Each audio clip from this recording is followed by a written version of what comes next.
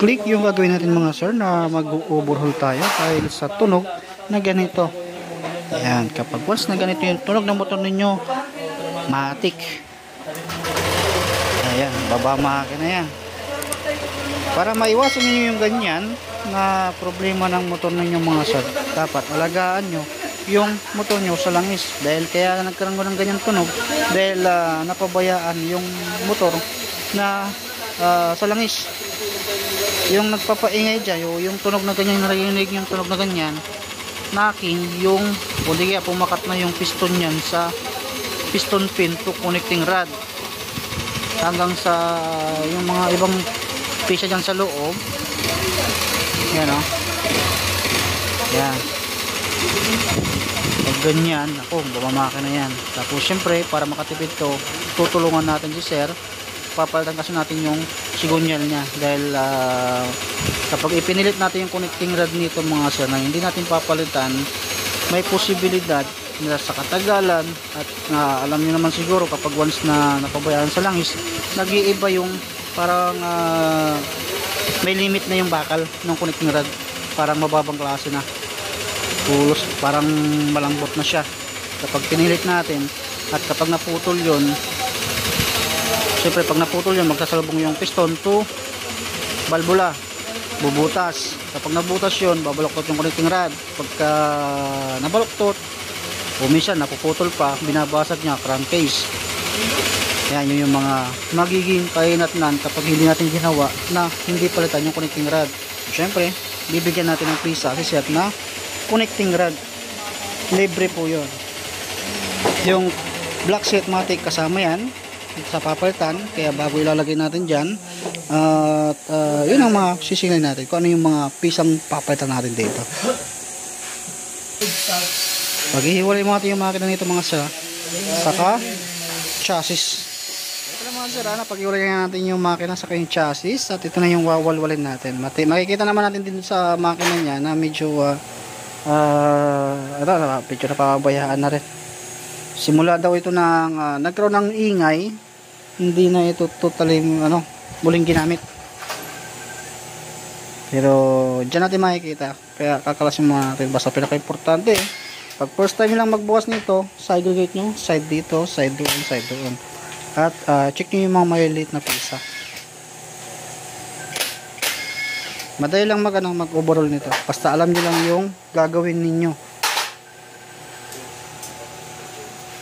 Kakalas-klasin mo natin itong mga sir. Okay, ingat mo na.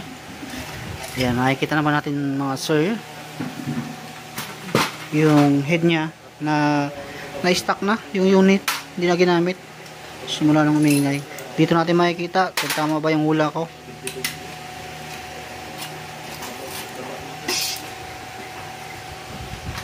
Yung water pump nya tagas-tagas na, kaya palitin na yung water pump din. Yan, tama yung sinabi ko mga sir. Yan, knocking na. Tapos ayan, hindi lang kita sa mas madilim. Yan, gasgas kasi makikita nyo naman yung piston nya. Yan, kaya magkaiba yung tunog ng rocker arm, pero halos same yung katunugan. Medyo kakaiba lang yung tunog dito.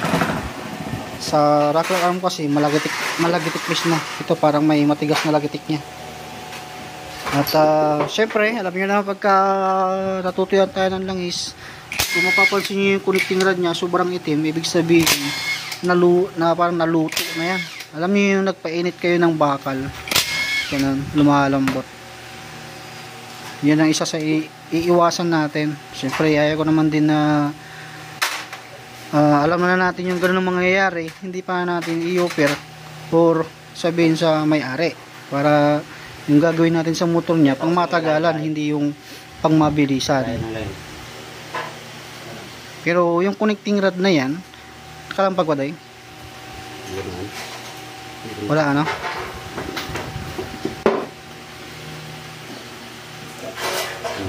meron na. Sige, mamaya hindi dinig kasi mga sir. Mamaya pagka kinalas natin isang side, makikita natin yan. Dapat ginagamitan pa ng dipokpok dito sa may thread ng pulley bago matanggal yung sigunyal. At kapag maluwag yan, kahit kamayin mo lang yan, kahit ba tayo maghugot dyan, mahuhugot niya yan. Yan, tanggalin mo natin yung mga crankcase bolt nya. Ito, kakalasan na natin. Yan.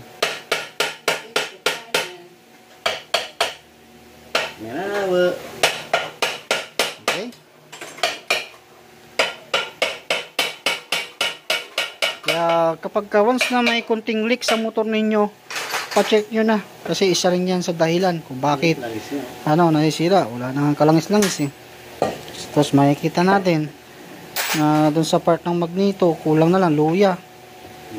Ayan, nakakamay mo na. Dapat kapag once na ito'y mahirap tanggalin, dito tayo lalagay ng nut tapos pinupukpok yan para lumabas. Kapulong, kamayin mo. Ayan, nakakamay na. Wala, sira bearing.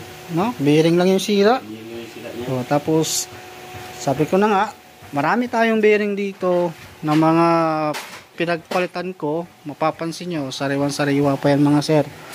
Itatry natin doon. Iba kasi yung, pansin nyo to, diba? Makinis na makinis yung bearing nito. So bang itim? Hindi ko nilinisan yan. Ito. Naipapasok mo ng diretso. Sa mga nagtatanong na kapag malog yung sigunyal ay sinasabing bearing lang, kalokohan lang yun.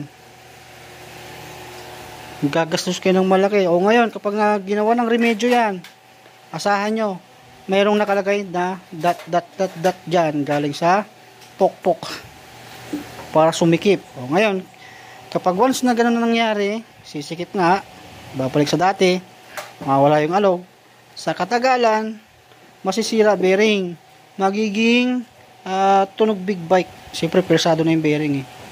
Ayan, magiging tunog big bike naman siya. Yun ang papalit na sira. Ibig sabihin, i-overhaul mo uli siya para magpalit ng bearing. Pero kung hindi ka nagpalit ng ganun uli at bearing ang pinalitan mo, may posibilidad na ganun uli yung mangyayari. Di doon ka na sa kaysa paulit-ulit kang pa-overhaul hanggang sa malustrate na yung mga tornilyuhan ng makina mo. Hanggang sa maputol-putol na kasi paiba-iba ka ng pagpapagawan na. Doon na yung papasok yung hanggang sa maibenta mo na yung motor mo. Hanggang sa ma-junk shop mo na kasi nga iniisip mo sirain si Honda. Yun, kasi lahat ng motor pare-parehas lang yan. Nagkaiba lang ng kanya-kanyang sira. Kasi wala namang ginawang motor na hindi nasisira. Nasisira pa rin. Pero maaagapan mo yung sira kung maalaga tayo sa langis. Kunting leak, paggawa mo na. Lalong-lalo na yung magneto, yung cover niyan, pulley, dito, yung oil seal. Kung nakita mo nagli-leak na yun, paggawa mo na. Kunti lang naman yung labor kaysa umabot tayo sa ganito. Na doble-doble yung magiging problema.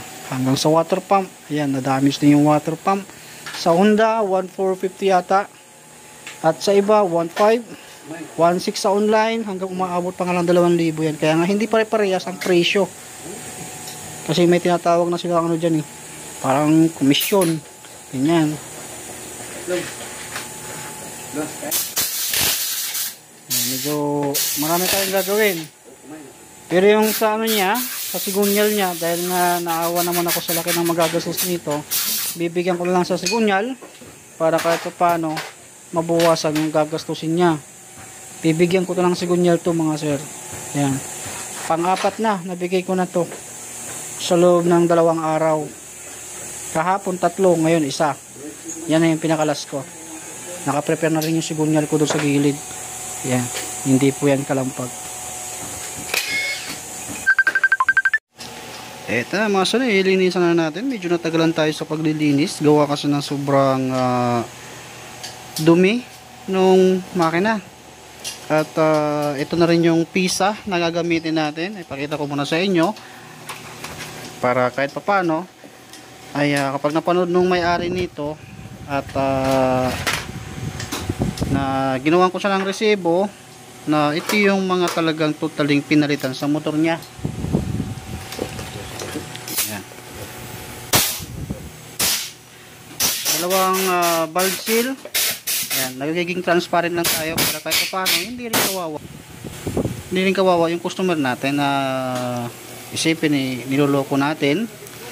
Kaya lahat ng pisa na ginagamit natin hanggang sa piston pin lock, yan, dalawang base gasket, isang cylinder gasket, isang base gasket, magneto oil seal, orig din, sigunyal bearing, kasi yung sigunyal ko mga sa nabibigay ko sa kanya ay walang bearing, kaya nagpabili ako. Isa rin sa ito sa pababayaran ko sa customer. Tapos pulley oil seal at piston ring, tapos ito yung block. Lahat po ng gagamitin natin ay original. Yan, lahat yan original yung mga sir, hindi po yan aftermarket. Kasi nga pag aftermarket mga sir ay talagang tutuning hindi ako nagbibigay ng warranty.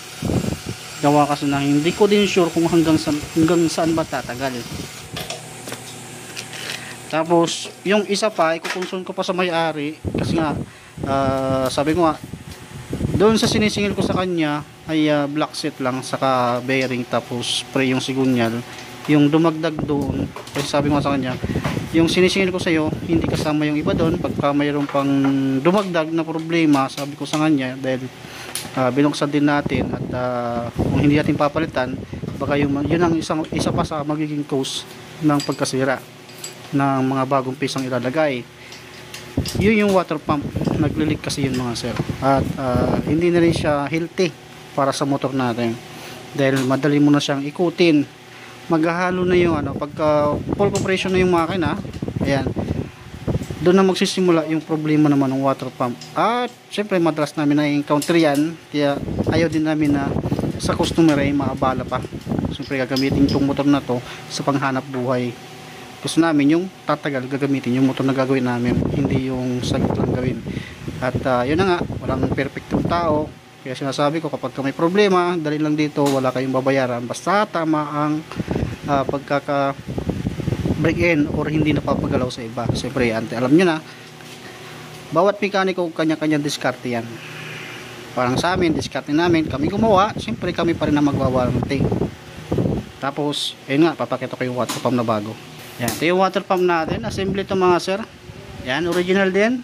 Pero alam ko may nabibiling aftermarket nito sa online, kaso hindi ko nga sinasabi na yun ang gamitin.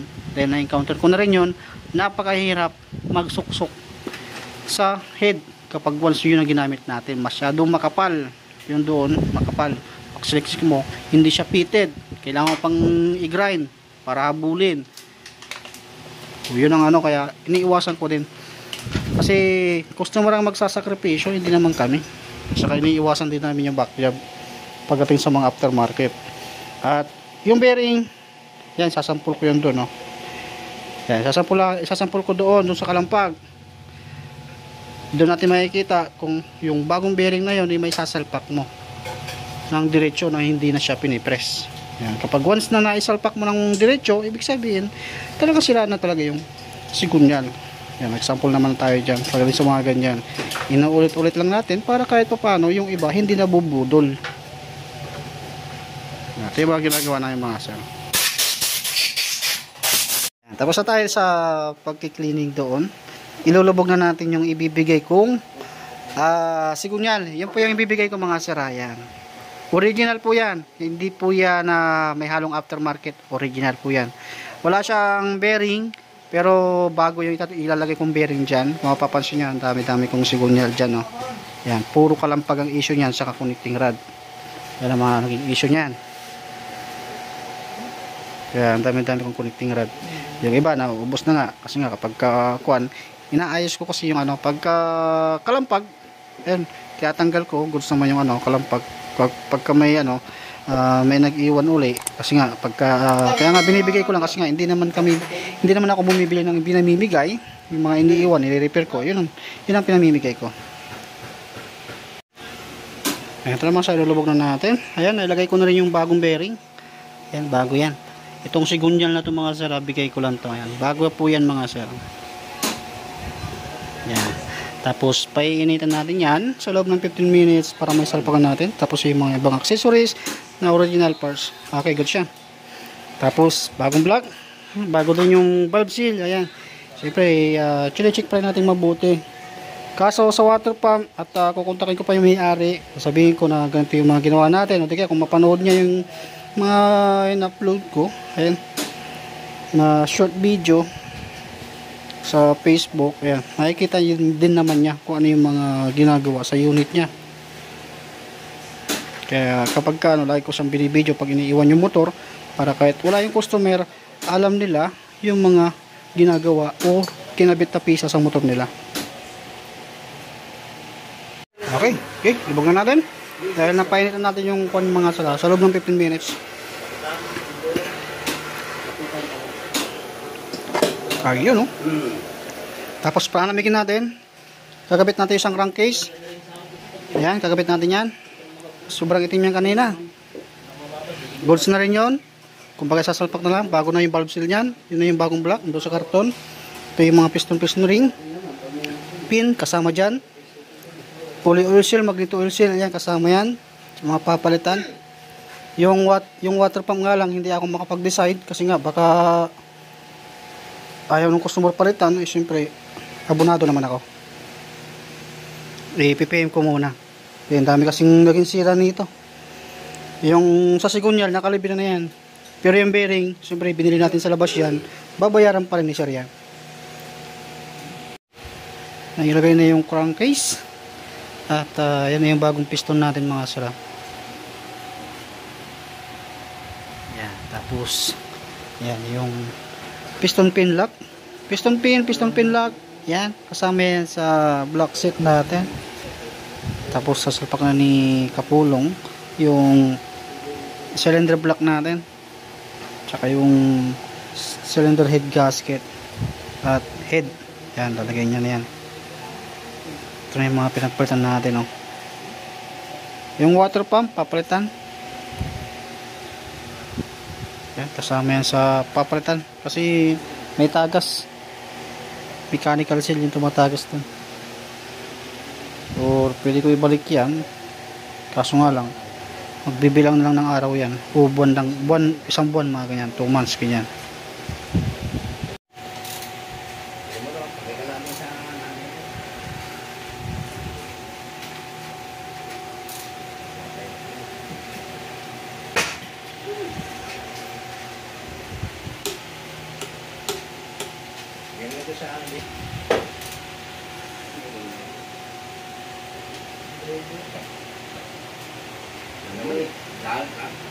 Ingay yung driver. Kalitan na ng bago. Ano bang kalagahan ng mga tao ito eh?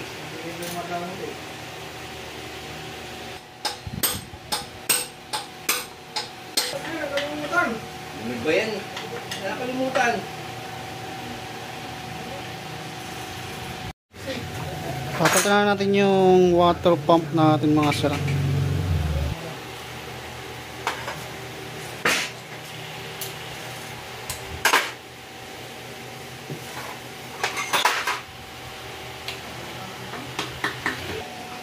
Ayan, ito na yung bago nating water pump mga sir. Kakabit na natin dahil nakapag-chat na kami ng may-ari niyan. At sinabi ko naman na doon sa mangyayari sa motor niya kapag once na hindi pinalitan. Ayan. Ayan, no? Tagas-tagas na yan. Hindi lang yan, hindi lang o-ring yan mga sir. May butas kasi yung ito, parang ganito yung mga sir. May butas yan dito. Ayan, diyan lumalabas yung langis. Sinasabay nga ng kulan na eh.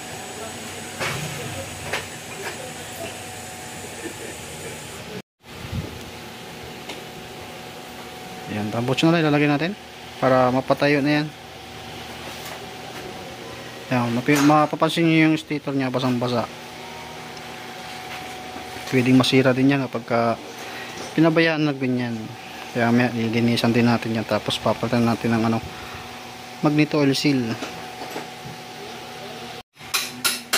Eto na, let's bolt in na.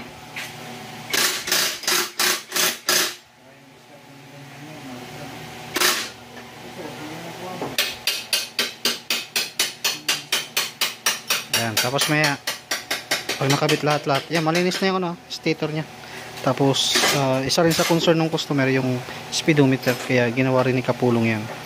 Maya panray na natin yan after na maibalik lahat ng mga sensor na mga wire ng throttle body.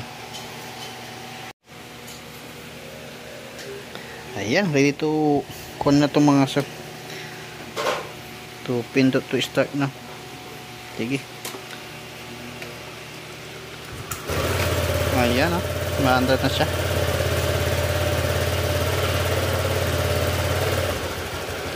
Ayan, tahimik na.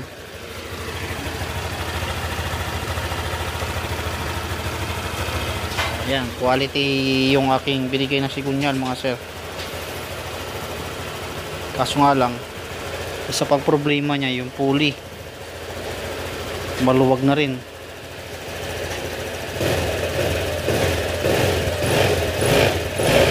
Ayan, narinig nyo na yung vibration ng clearings. Malayo na dun sa una.